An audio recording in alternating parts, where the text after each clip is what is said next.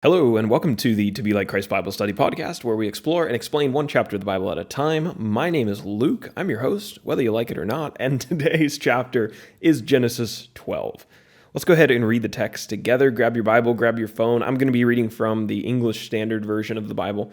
And while I find it in my Bible, if you have a moment, hit the follow button or the subscribe button on your podcast player so we can study together again sometime.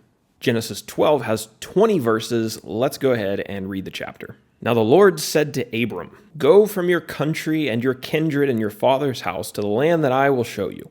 And I will make you a great nation, and I will bless you and make your name great, so that you will be a blessing.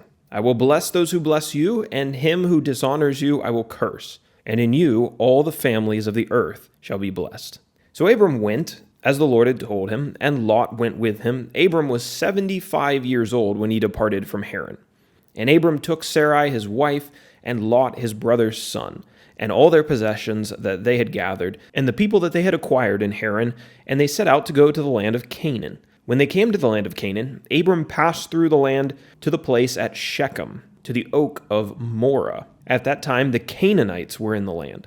Then the Lord appeared to Abram and said, "To your offspring I will give this land." So he built there an altar to the Lord who had appeared to him. From there he moved to the hill country on the east of Bethel and pitched his tent, with Bethel on the west and Ai on the east. And there he built an altar to the Lord and called upon the name of the Lord. And Abram journeyed on, still going towards the Negeb. Now there was a famine in the land. So Abram went down to Egypt to sojourn there, for the famine was severe in the land.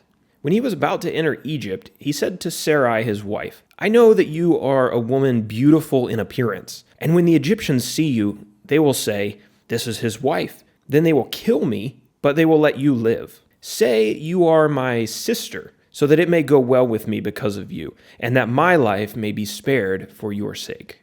When Abram entered Egypt, the Egyptians saw that the woman was very beautiful. And when the princes of Pharaoh saw her, they praised her to Pharaoh, and the woman was taken into Pharaoh's house. And for her sake he dealt well with Abram, and he had sheep, oxen, male donkeys, male servants, female donkeys, and camels. But the Lord afflicted Pharaoh and his house with great plagues because of Sarai, Abram's wife. So Pharaoh called Abram and said, "What is this that you have done to me? Why did you not tell me that she was your wife? Why did you say, 'She is my sister,' so that I took her for my wife? Now then, here is your wife. Take her and go." And Pharaoh gave men orders concerning him, and they sent him away with his wife and all that he had.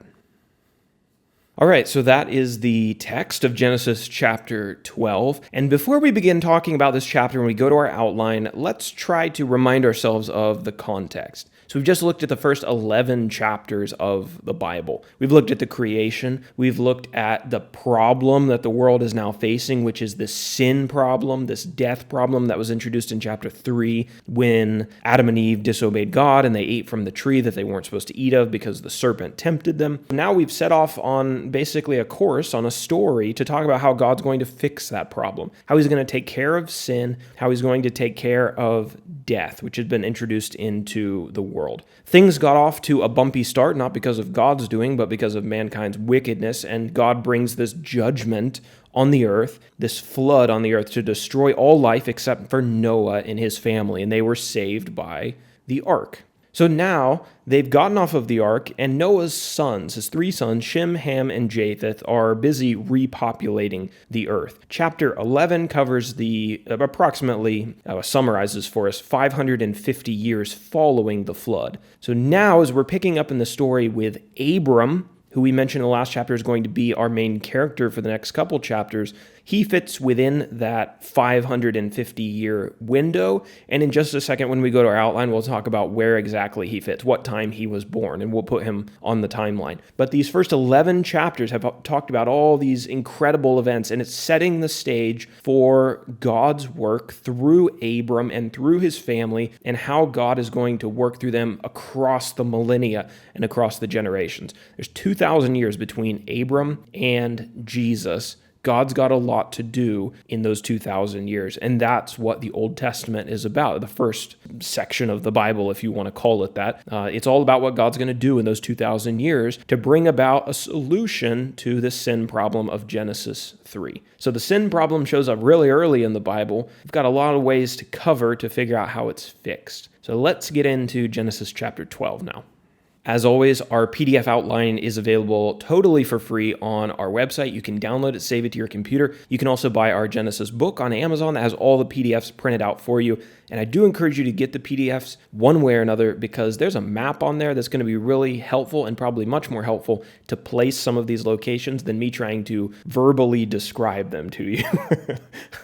I'm not particularly skilled in that area. But before we get to our map section, our where section, let's talk about when. When do these events happen historically? So using the date of 1996 BC, 1996 BC, about 2,000 years before Jesus. That's the date we established for Abram's birth in our last chapter using the genealogies. So using that date of 1996 BC, we can calculate the year that Abram left Haran to go to Canaan.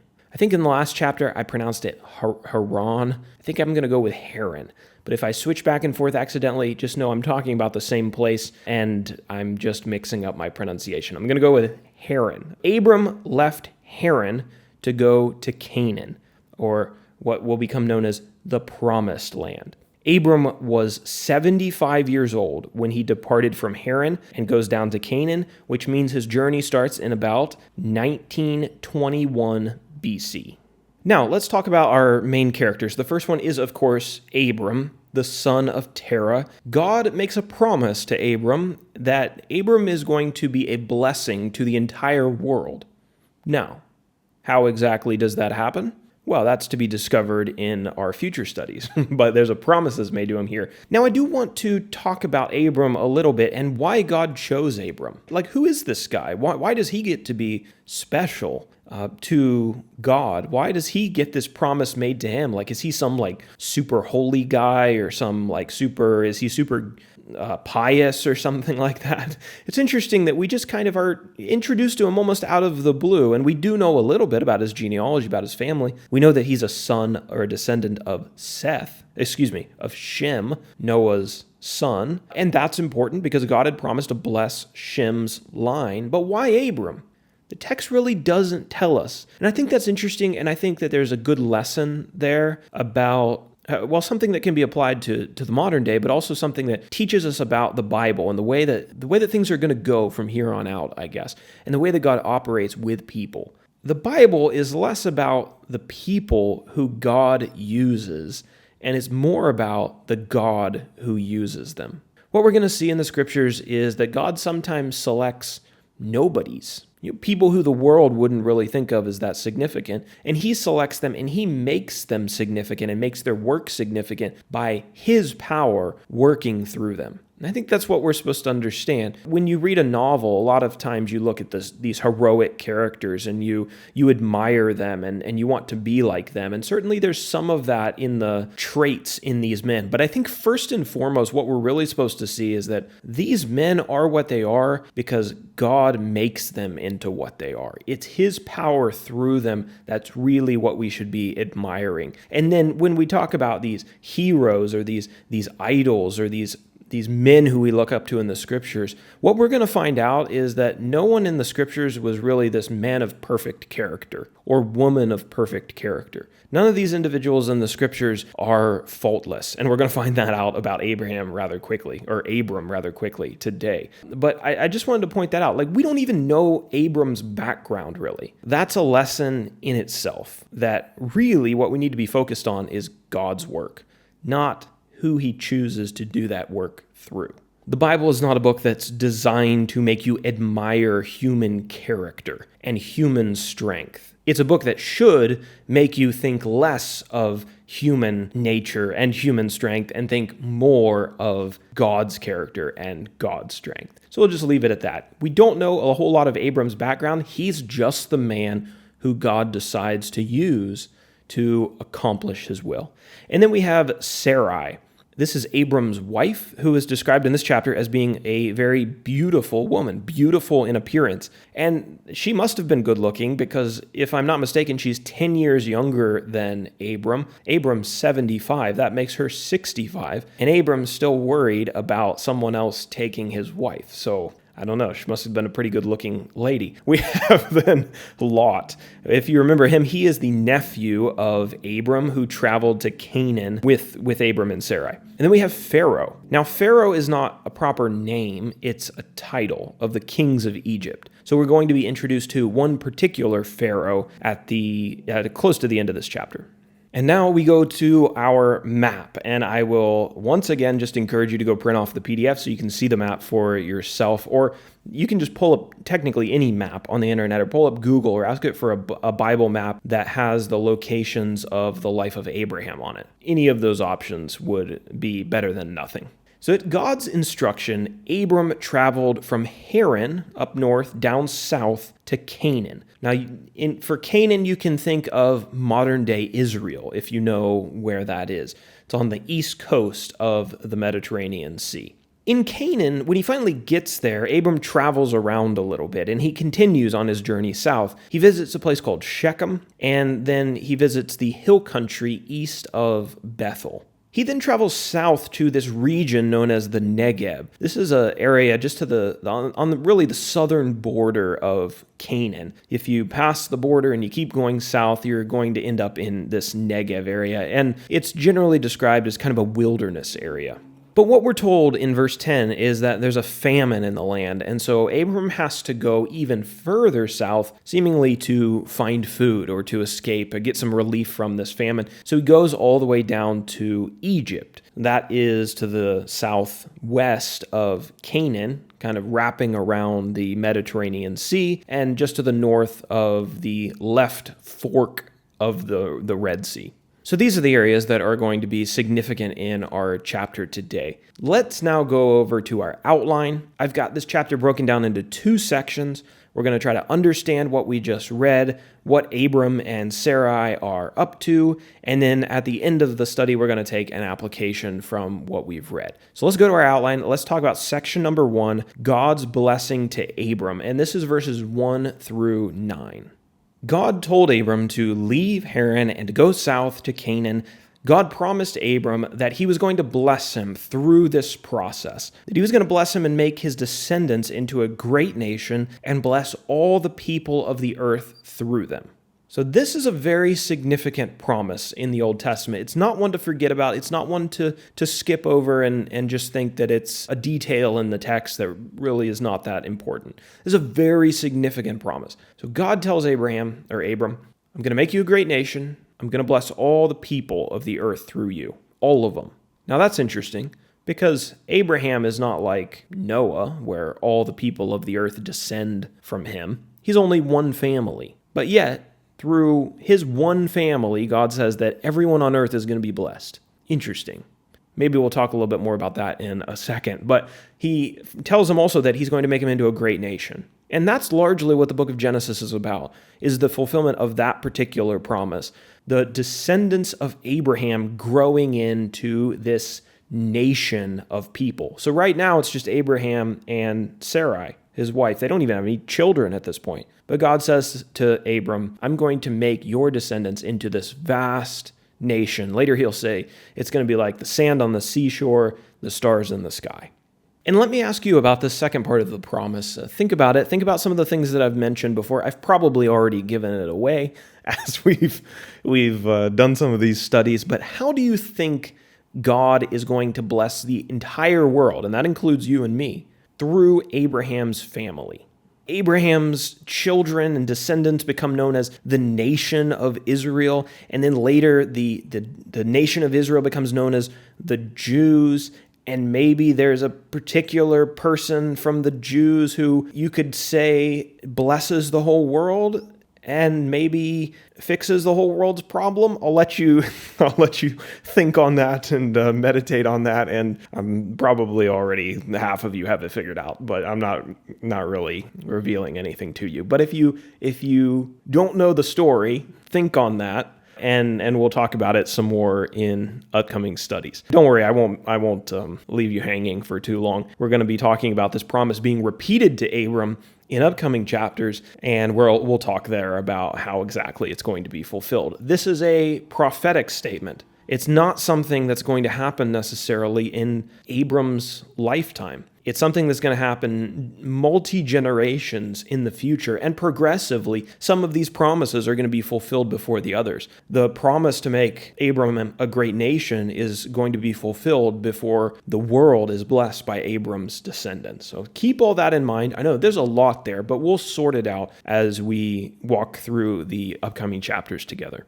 Abram does just what the Lord commands him to do. He took all of his household, his nephew Lot, and he then moves down south to Canaan. Now, Canaan, you might remember that name from somewhere. It wasn't the name of a place, it was the name of a person.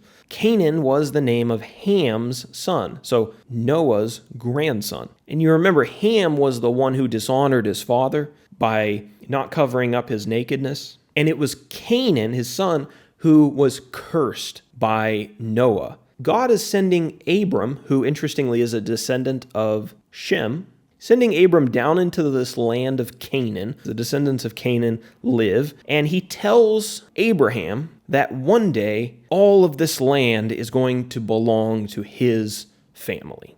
And that, again, is a promise that's not going to be fully realized in Abram's lifetime, but it's going to take a couple generations. Hold on to that little piece of information. Abram's descendants are going to take this land of Canaan, and it is going to be their homeland rather than the homeland of the Canaanites, the descendants of Canaan. The company of Abram and his household then go south to Shechem and then to Bethel before continuing their journey south to this place called the Negev, which is south of the Canaan land. Abram builds an altar in Bethel, and then it says that he calls upon the name of the Lord. He worships the Lord. He honors the Lord. We talked about, I believe it was the end of Genesis chapter 4, where we talk about men who begin to call on the name of the Lord. They begin to acknowledge God, to honor him with the worship that he deserves. This now takes us to section number 2. This is verses 10 through 20. Abram and Sarai in the land of Egypt.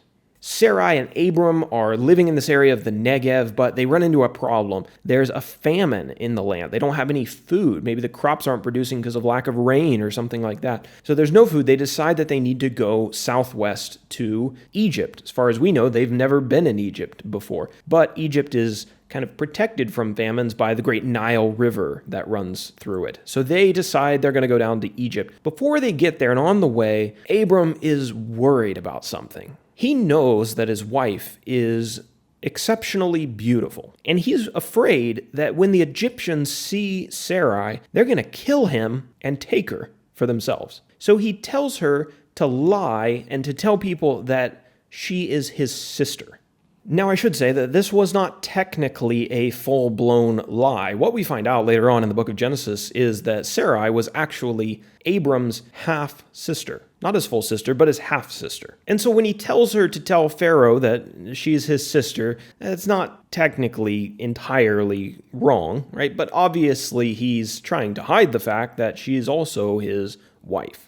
When Sarai and Abram finally make it to Egypt, in a way, Abram's fears are confirmed. Pharaoh sees Sarai, and he does, in fact, think that she's very beautiful, and evidently she says, well, this is my brother, Abram. And so then Pharaoh takes her and brings her into his house. For Sarai's sake, Pharaoh treats Abram very well. He doesn't kill him. He doesn't think there's any need to do that. He treats him very well. He gives him gifts, gives him a lot of livestock and a lot of servants. Over the next coming years, we're going to see Abram becoming very rich. And this is part of the way that he becomes wealthy, is these gifts that he receives from Pharaoh. Pharaoh thinks that he has now found this beautiful woman to be his wife or one of his wives or his concubine or something like that. He thinks everything's going great until God sent great plagues, the text says, on Pharaoh and his house because he had taken another man's wife. Pharaoh eventually, somehow, we're not told, he gets a clearer idea of what exactly is going on here, and he confronts Abram when he realizes what his true relationship to Sarai is. Pharaoh doesn't try to kill Abram to deal with the problem. No, he seems somewhat honorable and straightforward, and he just gives Sarai back to Abram and then gives his men orders to send them out of Egypt. This piece of Abram and Sarai's history is very curious. I think it brings up a lot of questions, and some of those we'll address in just a second, but I think it also reinforces a lesson that I had mentioned previously, and that is, don't look at these men as the sinless heroes of the Bible. We talk about Abraham, who is pretty familiar even to people who don't know a lot about the Bible. Abraham, Moses, Daniel, the prophets, the Apostle Paul, Jesus' 12 apostles. And one thing that we have to recognize is that these people are not necessarily the heroes of the Bible. They are not the perfect example for us to model our lives after. The hero of the Bible, the hero of human history, is Jesus. He is our ultimate model. And these men, although many of them did have great faith and great characteristics, these men were imperfect men, and it brings us back to that point that it's less about the men and it's more about what God was doing through them. And that's made very clear as we open up the history of Abram, and we see him making this decision, the very beginning of his story, that really makes us scratch our head as to his wisdom and as to his judgment. This isn't the brightest moment in Abram's history, right? And that ought to remind us that it's not because he's so great that the story of the Bible gets carried forward. It's because of God's great work through him that the story continues in spite of his mistakes and his questionable decisions, as we see at the end of chapter 12. I certainly don't want to take anything away from these great men of faith, but at the same time, I don't want to make too much of them. So that's one thing that this text makes me think about. Another thing is a question, and it's a question that I don't know that I have a super satisfactory answer. It's one that I haven't quite solved, I guess, in my own mind. It's a question about fairness. Maybe we can at least think about it, and maybe some of you have some insights that I don't have. But the question is, why does Pharaoh get the consequences for this instead of Abram? You know, it's Abram who could have just been honest up front and trusted God, same God who told him to go to Canaan, could have just trusted God and told Pharaoh up front that Sarai was his wife, and the whole situation could have been avoided. And yet he doesn't do that, and he seemingly just gives his wife away without objection. And you think that he knows this is wrong, that this isn't right, because even Pharaoh knows it. As soon as he realizes the true relationship between Sarai and Abram, he's giving Sarai back to Abram because he knows that's not the right thing to do. So Abram seems to know that giving his wife away to another man is not correct, and yet he does it anyway. So why does Pharaoh's household get the consequences for this? I think one thing to keep in mind is that there may have been a rebuke from God to Abram on this issue. God may have corrected him on this, and that may just not be recorded for us to read about. Another thing to think about is that God doesn't always comment in the scriptures on every moral evil that's documented. Sometimes evil actions are documented, or immoral actions, unwise actions are documented just as kind of a matter-of-fact thing, and we don't see a direct statement on those from God. We're going to encounter some things that happen in the Old Testament that just make you scratch your head and say, why didn't God say something about this? Well, he doesn't comment on every moral evil that's ever documented. Otherwise, the Bible would be a really, really long book. Another thing to think about is that maybe God sends the consequences on Pharaoh to communicate that Abram and Sarai, they are his special people. They are the ones that he has uniquely chosen to be in this covenant, to be in this promise with him. And so it communicates to Pharaoh and to probably others who were in his circle that these people are special to God and you shouldn't mess with them.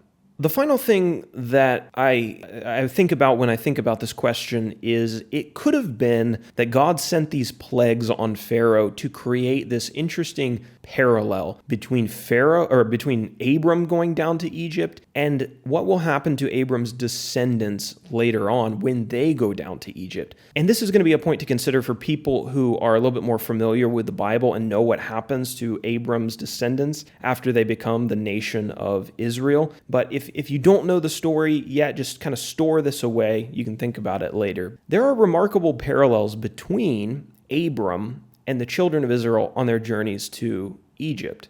In Abram's case, there's this famine that makes him go from the land of promise, the Canaan land, to Egypt, and he has to remain in Egypt, and there his wife is taken from him and taken into, possession of the Pharaoh. God sends plagues on Pharaoh's house, and eventually Pharaoh decides to let Sarai go, and they are sent out of Egypt, then to return again to the Promised Land. If you know the story of the nation of Israel, during the days of Jacob and his sons, there's a famine in the Promised Land, and Jacob's family has to go down to Egypt. And there, they stay there for a while, but then they are, in a sense, taken into the possession of Pharaoh's house. The descendants of Abram become slaves in Egypt until God sends plagues on the nation of Egypt. And then Pharaoh decides to let them go, and he sends them out of Egypt back on their way to Canaan. So there's this remarkable parallel that happens. This is several generations apart, keep in mind.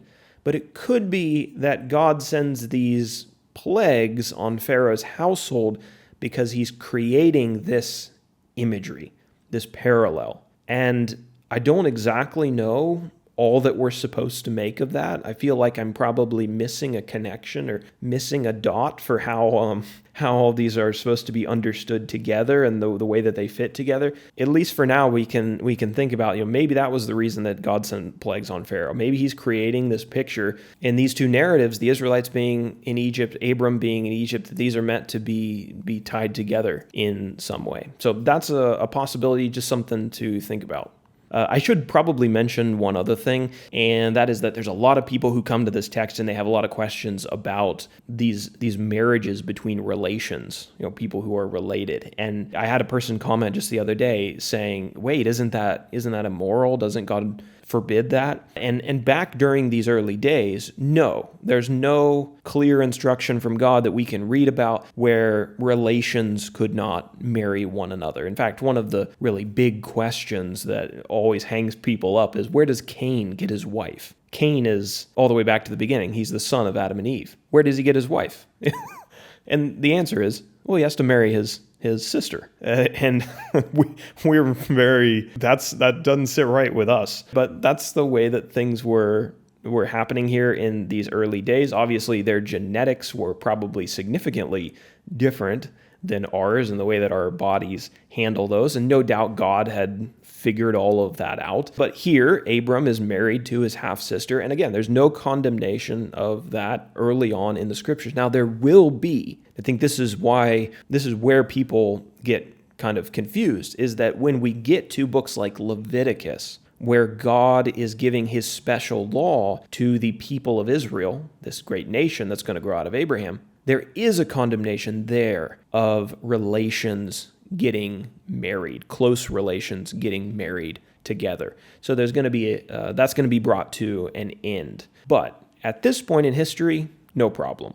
I think that's enough for us to think about today as we finish up our study of Genesis chapter 12. There'll be many other things to ponder as we go throughout the Bible, but I hope now we understand Genesis 12 better and we comprehend what we read at the beginning of the study. Let's finish up now with an application. This is an application that I really like. It's listed on the outline, and I just realized that I'm now going to reveal to you the answer to the question about how Abraham's family was going to bless the entire world. So if you haven't figured it out yet, the answer is going to be in this application. The application I've got here, God might be using you to lay the groundwork for a plan that he will bring to completion 2,000 years from now. Just think about that. You could be the first piece of a plan that God is putting together that won't be fulfilled for another 2,000 years. That would be 4025 AD. It's even hard to imagine the world being around that long. How do we learn this? Well, the promise that was made to Abraham in Genesis 12, namely the part about all people being blessed through him, that wasn't fulfilled until Jesus, Abraham's descendant, died on the cross for the sins of the world. All people are blessed by Abraham's family because Jesus comes through Abraham's family, and Jesus offers salvation and good news to the entire world, pays the price for all of their sins on the cross to fix the sin problem of Genesis chapter 3. Jesus died 2,000 years after Abraham was born. So what can we take away from this? We shouldn't forget that we are part of a bigger story, God's story. It's easy to get caught up in our generation, in our life, and what relates to us personally, but we can't forget that we are just a small piece of a large, long story that God is putting together. And this is what's really cool to think about, and this is why we should think about it in this bigger picture sometimes. The obedience that we give to God today may be the foundation of a great blessing for future generations. So I can play a part, maybe, if it's God's will, I can play a part in my faithfulness to God today, play a part in the faithfulness and the blessing that will be received by people in 4025 AD, if that's what God wants to do. And no doubt God is weaving these storylines through our lives, and he's doing things that we aren't even aware of through us, and that we're just a part of it. And we should accept the fact that